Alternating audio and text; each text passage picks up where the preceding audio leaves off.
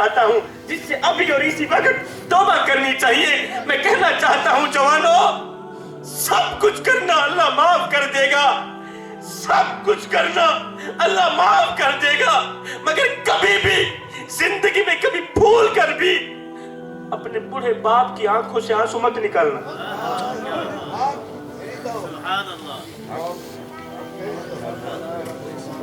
अपने बूढ़े बाप की आंखों से आंसू मत,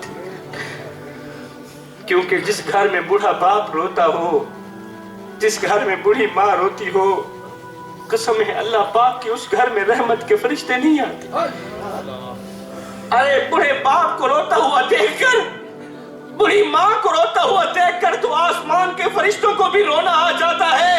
अल्लाह जाने तुम्हें रहम क्यों नहीं आता। बड़े अफसोस के साथ कहना पड़ रहा है और बड़े अरमान के साथ कहना पड़ रहा है, इस भरे मजमे के अंदर कितने बाप हैं जो आज भी रातों की तन्हाइयों में उठ उठ के नाफरमान औलाद को याद करके रोते हैं। इस मजमे के अंदर कितने बाप बैठे हैं जिनको रात को नींद नहीं आती, पूरी पूरी रात रोने में गुजर जाती है, इनका दिल बेचैन रहता है, दिल बेकरार रहता है। हाय ना हम रहे दिल लगाने के काबिल, ना दिल रहा गम उठाने के काबिल। रबा तेरे बंदों ने दिए इतने गम, छोड़ा ना हमें मुस्कुराने के काबिल। कितने बाप हैं जो आज भी नाफरमान औलाद को याद करके रोते हैं। और इसी मजमे के अंदर कितने बदबख्त चेहरे मेरे सामने बैठे हैं, कितने बदकिस्मत नौजवान मेरे सामने बैठे हैं जिनकी वजह से इनका बाप रोता है, जिनकी वजह से इनकी मां रोती है। आज किस किस का रोना रोया जाए, क्या हाल सुनावा दिल दा, ते कोई महरम राज न मिलता। आज माँ मौलवी के पास बैठी है, बाप पीर साहिब के कदम दबा रहा है और रो रो के कह रहा है, पीर साहिब कोई पर्ची दो, कोई तावीज दो, अल्लाह मेरी औलाद को हिदायत दे दे। औलाद दुख देती है, औलाद दर्द देती है, औलाद ने तो जीना हराम कर दिया। पीर जी पूरी पूरी रात मुझे नींद नहीं आती, पूरी पूरी रात तारे गिनते गुजर जाती है। 2 साल पुरानी खांसी लगी थी, पूरी पूरी रात खांसते हुए गुजर जाती है, लेकिन औलाद ने कभी नहीं पूछा अब्बा तेरा क्या हाल है, अब्बा तू जिंदा है या मर गया है। पीर जी अगर मुझसे सच पूछते हो तो मैं वो बदकिस्मत बाप हूँ जो एक वक्त था अपनी मैं कड़कती धूप में तपती रेत के ऊपर अपनी चिट्टी दाढ़ी पट्टी में घसीट घसीट के मेहनत मजदूरी करता रहा, ओवर टाइम लगाता रहा कि मुझे कुछ मिले ना मिले मेरे बच्चों को रोटी का टुकड़ा मिल जाए, मुझे कुछ मिले ना मिले मेरे बच्चों को खाने को कुछ मिल जाए।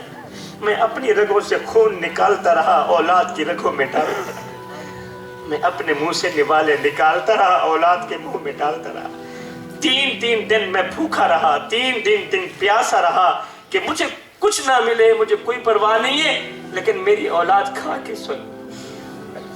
पीर जी आज जब औलाद जवानी की दहलीज पर पहुंची, औलाद जब जवान हुई, तो आज औलाद ने कभी नहीं पूछा अब्बा तेरा क्या हाल है। हाय लेखा मिर्च भी छोड़े रह गए, रो रो अथरू थोड़े रह गए, किससे भी मेरा हाल न पूछिया, हाथ भी मेरे जोड़े रह गए। पुत्र हुन ते आजा हुन कल चला, क्योंकि जिंदगी दे दिन थोड़े रह गए, लेखा मिर्च भी छोड़े रह गए।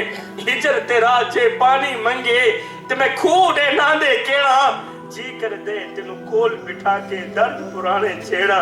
ले ओ यार हवाले रब दे ते मेले 4 दिन आ दे, उस दिन ईद मुबारक होसी जिस दिन फिर मिलांगे। किबला बड़े अरमान के साथ बड़ी माजरत के साथ कहना पड़ रहा है, आज बेटा यूरोप में बैठा है, बेटा सऊदिया में है, वो दुबई में है, वो अपनी फैमिली से तो बातचीत करता है, अगर नहीं करता तो वो अपने बूढ़े बाप से बात नहीं करता, वो अपनी बूढ़ी माँ से बात नहीं करता, इसलिए कि बूढ़े बाप की बात उसे अच्छी नहीं लगती, बूढ़े बाप की आवाज उसे अच्छी नहीं लगती। ये बेटा बूढ़े बाप से नफरत करने लगा है। बूढ़ा बाप तो बेचारा इस कदर गिर गया है कि बूढ़ा बाप जिस रास्ते से आ रहा हो बेटा वो रास्ता छोड़ देता है। खुदारा मेरे भाइयों जवानों, किसी को इतना मत सताओ, किसी को इतना मत रुलाओ کہ وہ اللہ کے سامنے تمہارا نام لے کر رو پڑے.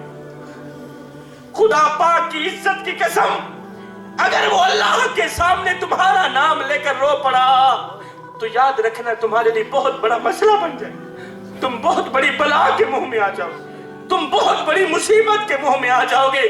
کسی سرائے کی شاعر نے کیا خود کہا تھا، ہائے جی میں میکو آن روایا ہے ایمیں میں مانگو پل پل روز ہے. کس طرح کا قبلہ درد کوٹ کوٹ کے اس نے شعر کے اندر بھرا تھا. اس نے کہا تھا جی میں میکو آن روایا ہے ایمیں میں مانگو پل پل روز ہے. اس نے صرف شعر نہیں لکھا تھا، نافرمان دکھ دینے والی اولاد کے منہ پر ایک تماچا بھی مارا تھا. اس نے کہا جی میں میکو آن روایا ہے ایمیں میں مانگو پل پل روزے.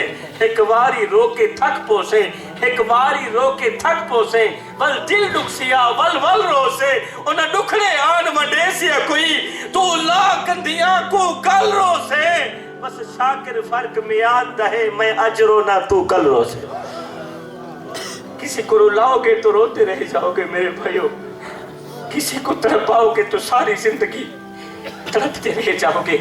سیدنا علی المرتضیٰ شیر خدا کرم اللہ وجہ الکریم نے فرمایا تھا زندگی میں کبھی فرصت ملے تو اپنے والدین کے ساتھ بیٹھ جایا کرو، بوڑھے ماں باپ کے ساتھ بیٹھ جایا کرو، ان سے ان کا حال چال پوچھ لیا کرو، ان کے پیر دبا لیا کرو، ان کے درد سن لیا کرو، اس لیے کہ بوڑھے والدین کے ساتھ گزرا وقت تمہاری بخشش کا ذریعہ بنے.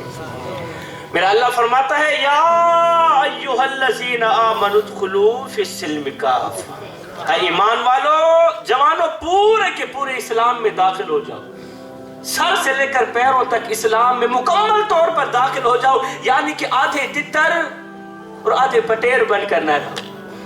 اگر کردار یہی ہوا تو پھر مثال وہی ہوگی کہ دھوبی کا کتا نہ گھر کا نہ گھاٹ کا. یہ ماں باپ زندہ ہیں، جن کے ماں باپ زندہ ہیں اللہ تعالیٰ ان کو لمبی عمر دے، سلامت رکھے. میرے بھائیو جاتے جاتے بس اتنا پوچھوں گا، اتنا کہنا چاہوں گا، اور میں ما علینا الا البلاغ المبین تک پہنچ رہا ہوں حضور والا. جوانوں،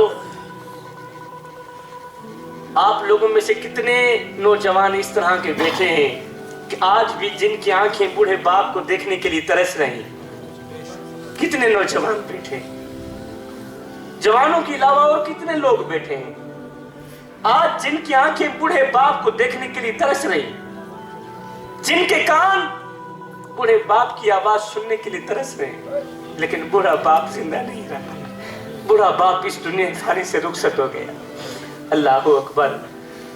وہ قبلہ ایک دن میں نے موبائل کھولا ہوا تھا، موبائل دیکھ رہا تھا. وہ موبائل کے اندر ایک درد بھری سبق آموز ایک تحریر لکھی ہوئی تھی. تو میں نے وہ تحریر پڑھی، مجھے تو بہت بڑا سبق ملا. میرا جی چاہتا ہے وہ تحریر آپ لوگوں کو بھی سنو، خصوصاً میرے سامنے یہ جو نوجوان بیٹھے ہیں. اور میرا خطاب ویسے ہی نوجوانوں کے لیے قبلہ، میں نوجوانوں سے مخاطب ہوں. جوانوں، میں نے موبائل کھولا ہوا تھا تو ایک تحریر لکھی ہوئی تھی، بڑی ہی درد بڑی تحریر تھی. وہ تحریر کچھ اس طرح کی تھی. ایک بابا جی تھے، چٹی داڑھی والے بابا، سفید داڑھی والے. ان کا نا موبائل خراب ہو گیا. بابا جی نے موبائل اٹھایا، جیب میں ڈالا، چلے گئے بازار کی دکان والے کو جا کر اپنا موبائل دیا. بیٹا یہ میرا موبائل تو ٹھیک کر دو. موبائل بنانے والے نے موبائل چیک کیا، غور کیا، دیکھا موبائل ٹھیک تھا. بابا آپ کا موبائل تو ٹھیک کام کر رہا ہے. کہا نہیں بیٹے میرا موبائل خراب ہے، اسے دوبارہ چیک کرو. موبائل بنانے والے دوسری مرتبہ موبائل چیک کیا، غور کیا، بابا تیرا موبائل تو ٹھیک کام کر رہا ہے. اور نہیں بیٹے میرا موبائل خراب، اسے ٹھیک کر کے دو نا. جب موبائل بنانے والے نے چوتھی مرتبہ موبائل چیک کیا، غور کیا، موبائل ٹھیک تھا. جب اس نے چوتھی مرتبہ کہا نا بابا تیرا موبائل تو ٹھیک کام کر رہا ہے، تیرا موبائل تو صحیح، تو جوانوں آگے بابا جی نے ایک درد بھرا جملہ بولا، ایک درد بھرا جملہ بولا. یہ وہ جملہ تھا، مجھے لگتا ہے اس جملے نے آسمان کے فرشتوں کو بھی رلا دیا ہوگا، اس جملے نے آسمانوں کو بھی رلا دیا ہوگا، زمین تڑپ اٹھی ہوگی. اور یہ صرف جملہ نہیں تھا بلکہ اس بابا نے آج کل کے نافرمان بچوں کے منہ پر ایک تماچا بھی مارا تھا. ماں باپ کو دکھ دینے والے बच्चों के औलाद के मुंह पर एक तमाचा भी मारा था। अब सुनिएगा वो कौन सा जुमला है, सीने पे हाथ रखिएगा, गौर से सुनिएगा। जब उस मोबाइल बनाने वाले ने चौथी मर्तबा कहा ना, बाबा तेरा मोबाइल तो ठीक काम कर रहा है, हाय, चौथी मर्तबा ये खबर सुनते ही कि मेरा मोबाइल तो ठीक काम कर रहा है, ये सुनते ही बाबा जी की चीख निकल गई। बाबा जी रो कर कहने लगे, बेटे मुझे एक बात तो बता, अगर मेरा मोबाइल ठीक है तो फिर बता मेरे बेटे की कॉल क्यों नहीं आती? मैं हर वक्त मोबाइल कानों पे लगा कर रखता हूँ, मेरा बेटा दुबई में है, मेरा बेटा सऊदीया में है, हर वक्त कानों पे मोबाइल लगा के रखता हूँ, कभी तो मेरे बेटे की कॉल आएगी, कभी तो मेरे बेटे की कॉल आएगी, कभी तो इन कानों की प्यास बुझेगी।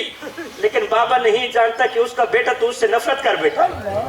बाबा नहीं जानता कि इसका ये जो चेहरा है, ये तो नाफरमान बच्चे को अच्छा भी नहीं लगता, और जिसका चेहरा अच्छा नहीं लगता वो बात किस तरह कर सकता है?